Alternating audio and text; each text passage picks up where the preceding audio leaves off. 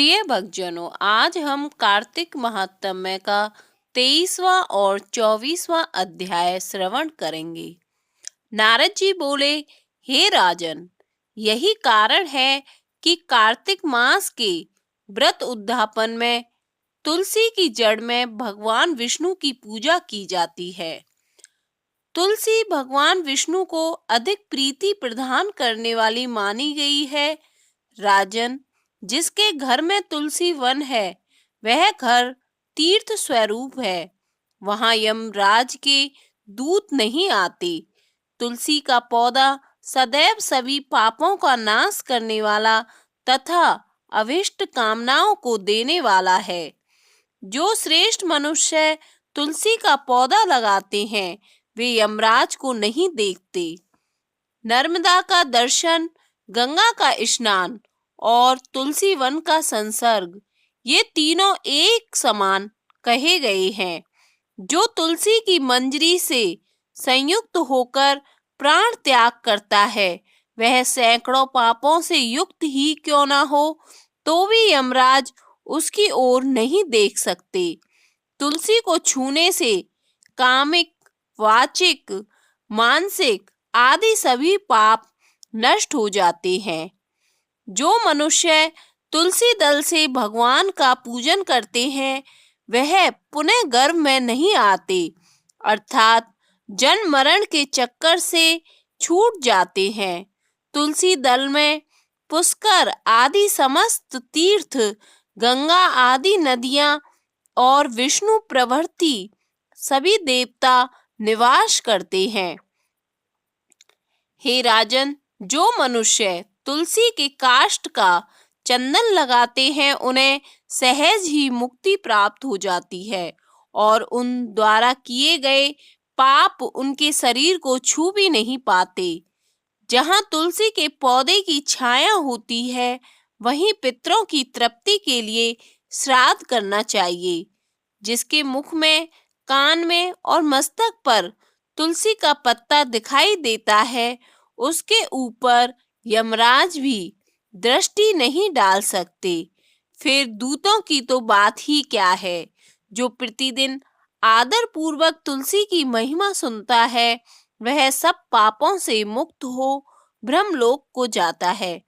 इसी प्रकार आंवले का महान वृक्ष सभी पापों का नाश करने वाला है। आंवले का वृक्ष भगवान विष्णु को प्रिय है। इसके स्मरण मात्र से ही मनुष्य गोदान का फल प्राप्त करता है।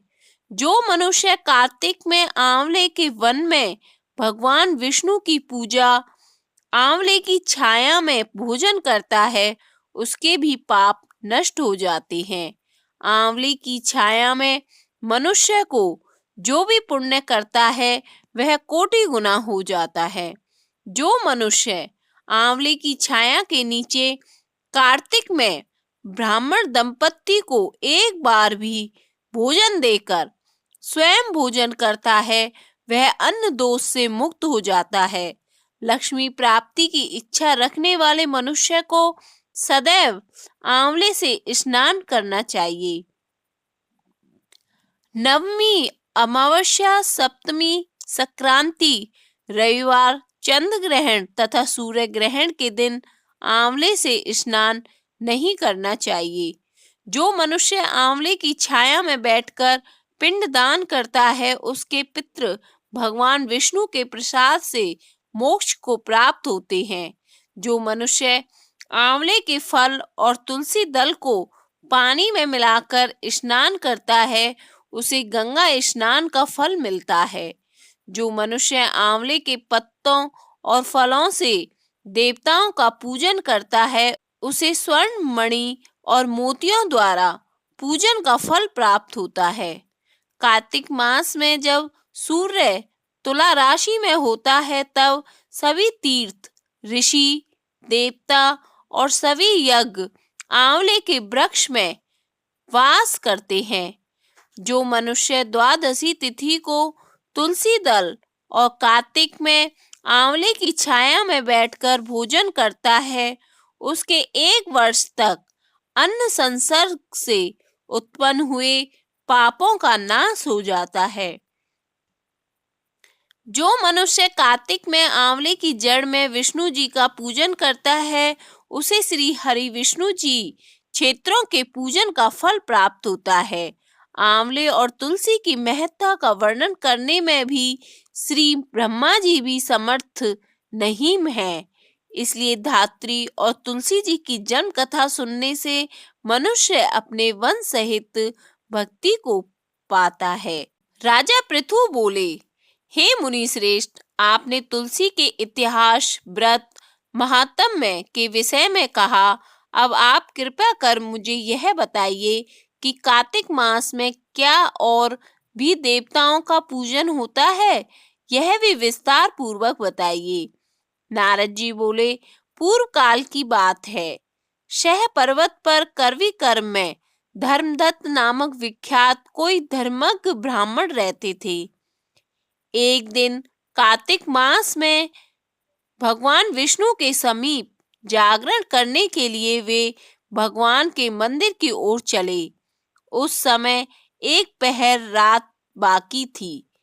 भगवान के पूजन की सामग्री साथ लिए जाते हुए ब्राह्मण ने मार्ग में देखा कि एक भयंकर राक्षसी आ रही है।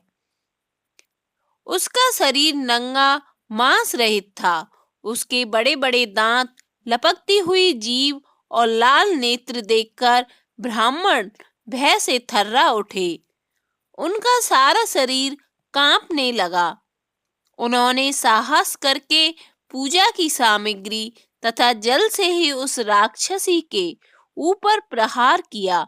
उन्होंने हरि नाम का स्मरण करके तुलसी दल मिश्रित जल से उसको मारा था। इसलिए उसका सारा पातक नष्ट हो गया। अब उसे अपने पूर्व जन्म के कर्मों के परिणाम स्वरूप प्राप्त हुई दुर्दशा का स्मरण हो आया।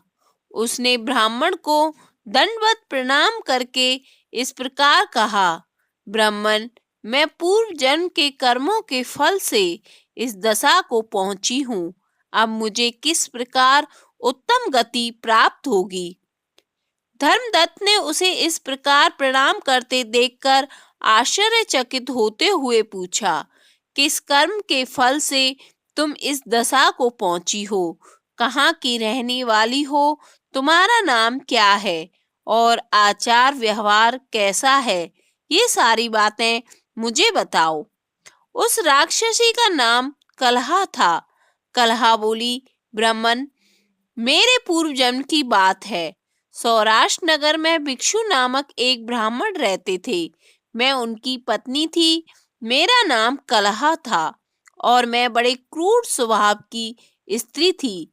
मैंने वचन से भी कभी अपने पति का भला नहीं किया। उन्हें कभी मीठा भोजन नहीं परोसा। सदा अपने स्वामी को धोखा ही देती रही। मुझे कलह विशेष प्रिय था, इसलिए मेरे पति का मन मुझसे सदा उद्विग्न रहा करता था। अंतोतगत्वा उन्होंने दूसरी स्त्री से विवाह करने का निश्चय कर लिया।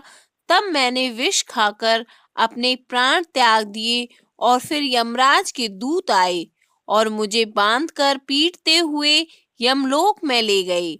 वहां यमराज ने मुझे देखकर चित्रगुप्त से पूछा, चित्रगुप्त, देखो तो सही इसने कैसा कर्म किया है। जैसा इसका कर्म हो उसके अनुसार यह शुभ या अशुभ प्राप्त करे।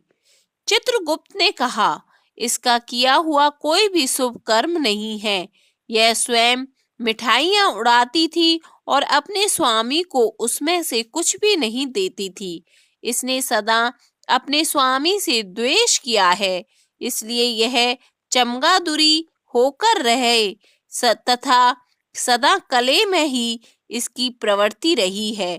इसलिए यह विष्टाभोजी सूकरी की योनि में रहे। जिस बर्तन में भोजन बनाया जाता है उसी में यह सदा अकेली खाया करती थी। अतः उसके दोष से यह अपनी ही संतान का भाण करने वाली बिल्ली हो।